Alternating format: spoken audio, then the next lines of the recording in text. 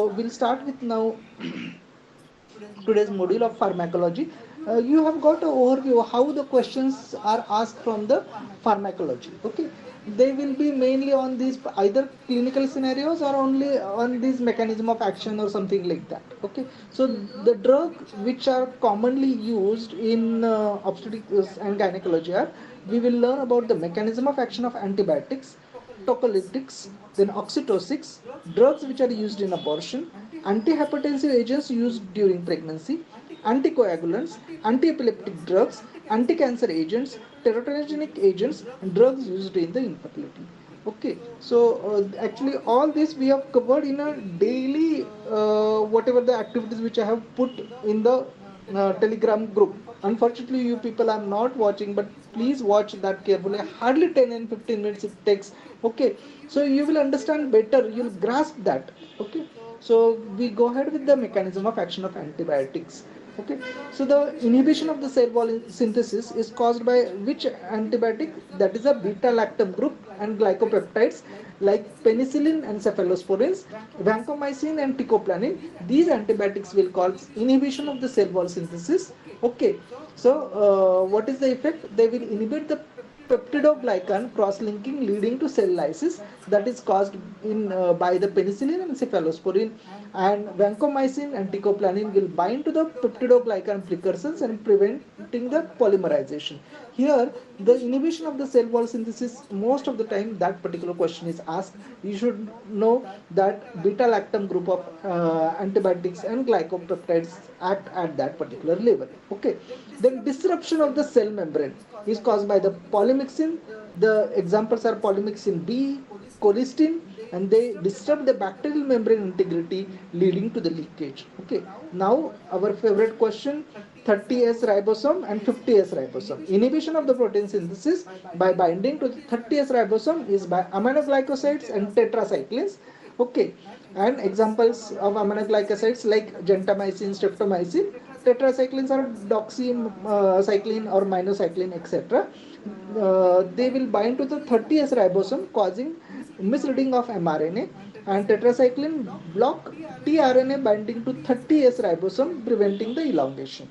Okay, inhibition of the protein synthesis by 50S ribosome, macrolide lincosamides and chloramphenicol. Okay, and examples of each: macrolide will have erythromycin, azithromycin, lincosamides, clindamycin, chloramphenicol itself is an antibiotic. Okay, so the mechanism of action is by binding to 50S ribosomal subunit. Okay, so these particular slides will I think either they are already uploaded in the website or they will be uploaded in a day or two. Okay, but previous all sessions are already uploaded, so I think I have put this in a tabular form. It will be very useful for you to grasp that particular thing. Okay, now next continue with the mechanism of action of antibiotics. Inhibition of the nucleic acid synthesis is caused by the fluoroquinolones and rifamycin. Okay, examples of fluoroquinolones are ciprofloxacin and levofloxacin. They will inhibit the DNA gyrase and topoisomerase 4. Okay, rifamycin, rifampicin and rifabutin, they will inhibit the bacterial RNA polymerase. Okay, next mechanism of action, inhibition of the folate synthesis, that is the anti-metabolites, and the class of antibiotics which acts by that mechanism is sulfonamides. Sulfamethoxazole is an example. It inhibits the dihydrotorate synthetase. Okay, then trimethoprim is another example, and it inhibits the DHFR, that is the dihydrofolate reductase. Okay, now coming to the tocolytics, beta 2 agonists. You have the example of terbutaline, ritodrine, salbutamol, etc. What do? They stimulate the beta 2 receptors and cause the relaxation of the uterine smooth muscle. And contraindications are maternal cardiac disease, diabetes, hyperthyroidism, hypertension. Okay, remember that this contraindication can also be asked, that this particular is a contraindication to this particular drug, so we need to remember the contraindications also. Okay, and in the last column the doses are given. Okay. Salbutamol increases the cyclic AMP, leading to smooth muscle relaxation, and contraindications are same for the beta 2 agonists like maternal cardiac disease, diabetes, hyperthyroidism, and hypertension. Okay. Calcium channel blockers, example is nifedipine. We know well it inhibits the calcium entry into the smooth muscle cells, cause relaxation. Side effects are hypotension, cardiac disease, hepatic dysfunction. Okay. Then NSAIDs. How does the NSAIDs act? We know that they act by inhibition of the prostaglandin synthesis. Okay, example is indomethacin. It inhibits COX, that is cyclooxygenase, and reduces the prostaglandin synthesis. And it is contraindicated in gestational age more than 32 weeks, renal disease, oligohydramnios, and platelet dysfunction. Okay, so these are the tocolytics which are used in obstetrics and gynecology. Others are magnesium sulfate, but primarily we are not using as a tocolytic, but it has got a tocolytic effect, or the relaxation of the smooth muscle of the uterus it causes, but primarily we are not using this drug for the purpose of tocolysis. Okay, it blocks calcium entry into the muscle cells, reducing the contractions. And contraindications are myasthenia gravis, renal failure, heart block. And renal failure will be definitely asked in the final examination as one of the contraindication to the magnesium sulfate. Okay. Then oxytocin receptor antagonist, the well-known example is atosiban. It competitively inhibits the oxytocin receptors in the myometrium, and contraindications are hypotension, known fetal distress, hepatic and renal impairment. Okay, so we have covered the tocolytics and their mechanism of action. Now let's come to the oxytocics. Oxytocics, in which various group of drugs are there. One is the oxytocin analog we have, then ergot alkaloids we have, and prostaglandin category. Okay, in oxytocin analog we have oxytocin that stimulates the oxytocin receptors, causing uterine contraction, and indications are induction of labor, PPH, augmentation of labor, etc. Contraindication: fetal distress, rupture uterus, placenta previa, CPD, etc. So most of these contraindications and uses we know well. That is why pharmacology module will not be very difficult, but whatever you understand the concepts and read this module accordingly. Ergot derivative examples are ergometrin and methyl ergometrin. Okay, it directly stimulates the uterine muscle contraction. It is used in postpartum hemorrhage. Okay, retained placenta, etc. And contraindication: hypertension, cardiac disease, preeclampsia, peripheral vascular disease. Okay, so these are the examples, contraindications to the ergot alkaloids. Then we have prostaglandins, in which we have PGE2 dinoproston. It softens and dilates the cervix, stimulates the uterine contraction. Indications: cervical ripening and labor induction. Contraindication: previous cesarean section, fetal distress, uterine hyperstimulation. Okay, we continue with prostaglandin. Next prostaglandin is misoprostol, that is PGE1. Okay, so don't confuse PGE1, E2, PGF2 alpha, etc. PGE1 misoprostol, it increases the uterine contractions and it also causes cervical ripening. It is used in labor induction, postpartum hemorrhage, medical abortion. Contraindication: uterine rupture risk is there, especially in previous cesarean section, and hypersensitivity. Okay, so these are the contraindications for misoprostol. Carboprost, it induces myometrial contractions, also causes vasoconstriction. It is used in PPH and abortion. Contraindications are asthma, cardiovascular disease, and renal impairment. Okay, relatively easy this particular thing. Now coming to the drug mifepristone. How does the mifepristone act? Mifepristone is a progesterone receptor antagonist. Okay, remember it is a progesterone receptor antagonist that blocks progesterone activity, leading to endometrial breakdown, causes cervical softening and increased uterine contraction. It also sensitizes the uterus to prostaglandin, enhancing their effect. Okay, so sensitivity to the prostaglandin is also increased, and it acts by blocking the progesterone receptors. Okay, See indications: medical abortion, generally up to 10 weeks it is used, management of missed abortion, labor induction in fetal demise, emergency contraception, Cushing syndrome. These are off-label uses. Okay, Cushing syndrome in a high doses it is used because of anti-glucocorticoid action. Okay, contraindications are ectopic pregnancy, chronic adrenal insufficiency, hemorrhagic disorders or patient on anticoagulant therapy, severe anemia, allergy to mifepristone, and long-term corticosteroid use. Okay, so that is what is the about the mifepristone. We know what is the dose. 200 milligram we use orally, and that we follow after 24 to 48 hours. We give misoprostol 800 microgram. Okay, coming to the anti-cancer agents, classes of anti-cancer agents. Again here, side effects of anti-cancer agents and mechanism of action, at least these two things you should know. Dosage generally they are not asking in the examinations.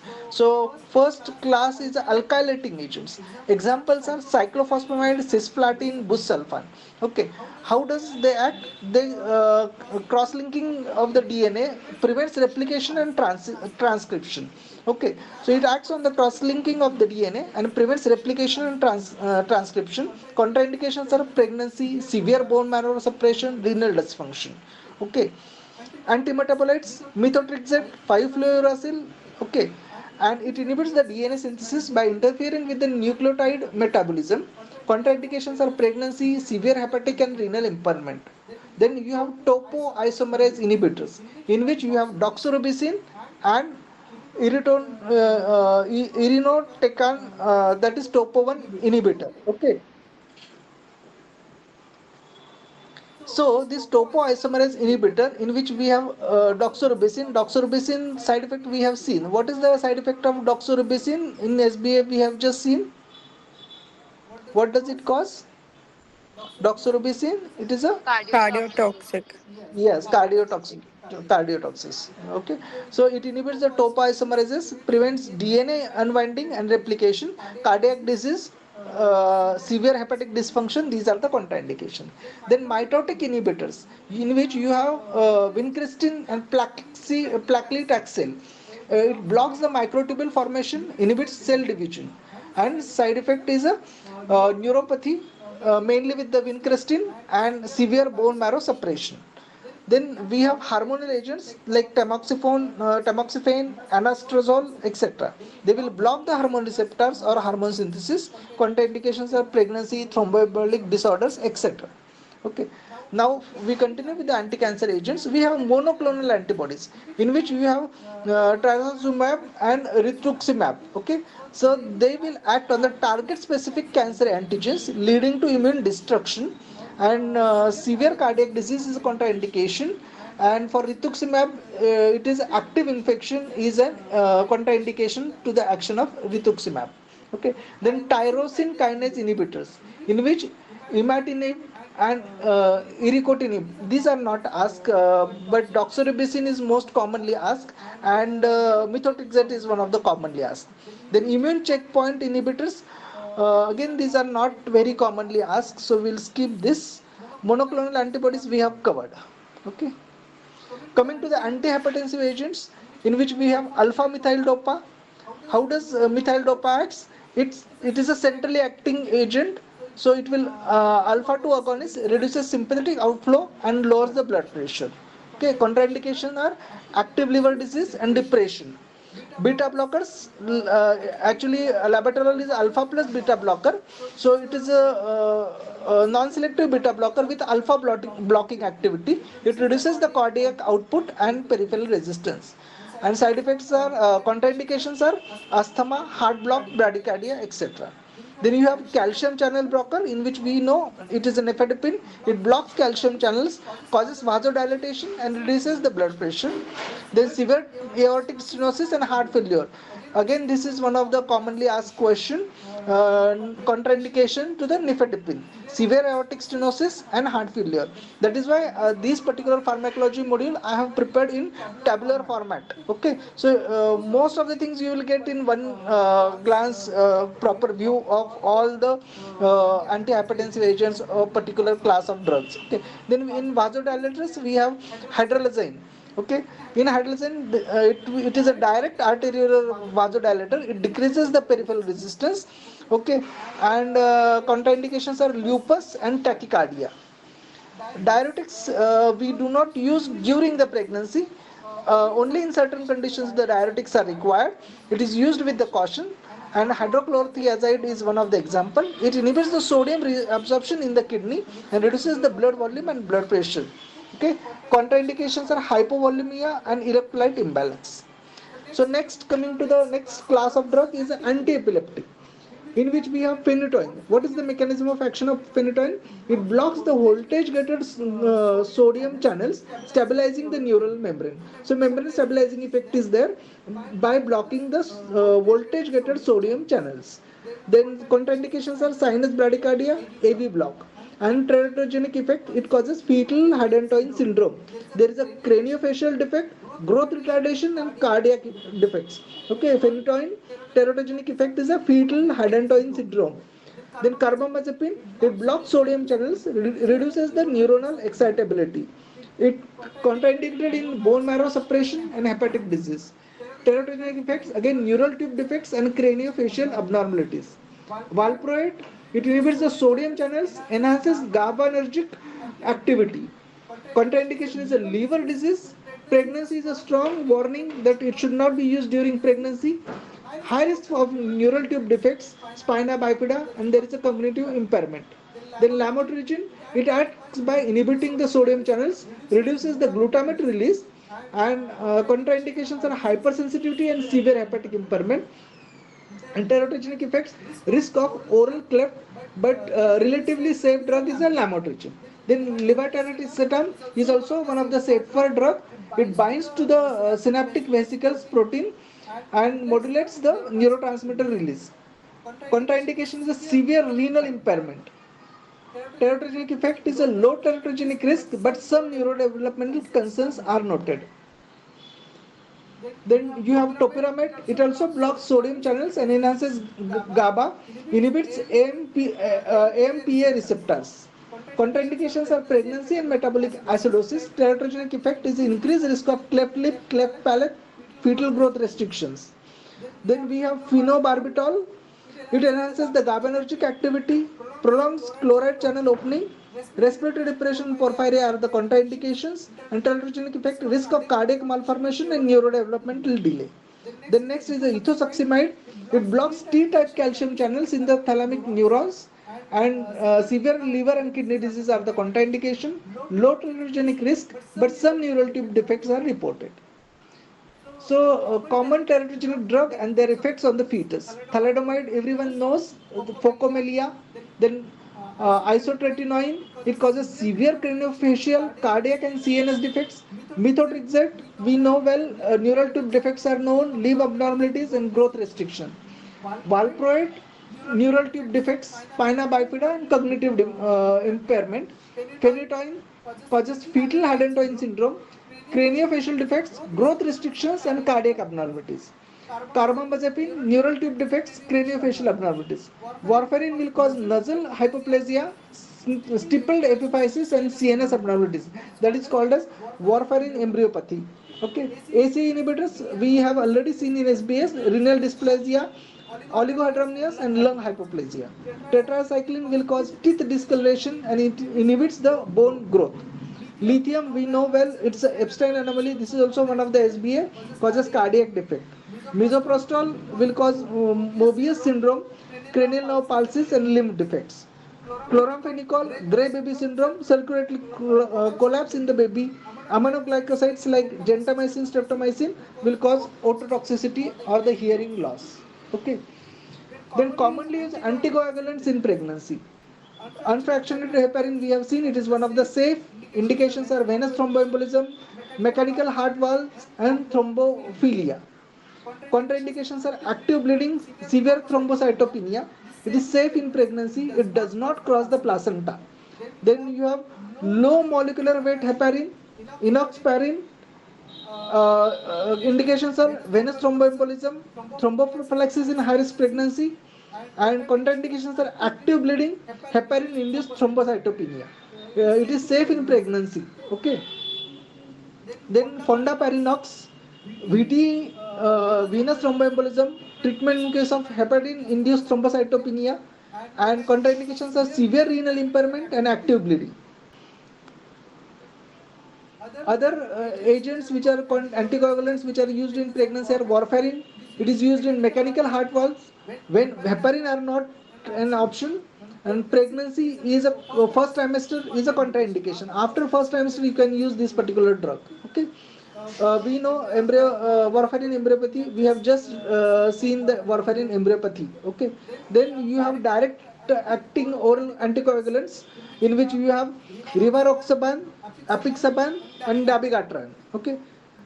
Indications are VTE, atrial fibrillation, etc. Pregnancy and severe renal impairment are the contraindications for these directly acting oral anticoagulants. Then commonly used drugs in infertility. Clomiphene citrate. What is the mechanism of clomiphene citrate? Yes, anyone? Final year, those who have cleared now, Dr. Sinchana and Dr. Priyanka. By negative feedback, sir. Yeah.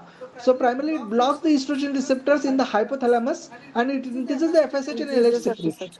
Okay. Yes. Then letrozole, it is an aromatase inhibitor. It inhibits the estrogen synthesis, leading to increased FSH release. Gonadotropins, they stimulate the follicular growth and ovulation. Then GnRH agonist, they will suppress the endogenous gonadotropins to control the ovarian stimulation. Okay. So mechanism of action of these drugs which are used in the infertility, sometimes they can ask you. GnRH antagonist will rapidly suppress the LH surge during the control ovarian stimulation. Metformin is an insulin sensitizer. It reduces the insulin resistance and lowers the androgen levels and restores the ovulation in PCOS. Bromocriptine and cabergoline and dopamine agonist. It reduces the prolactin levels and restores the normal ovulation. Progesterone is used in luteal phase support. It supports the implantation and pregnancy maintenance. Okay. So these are a couple of drugs which are used in infertility.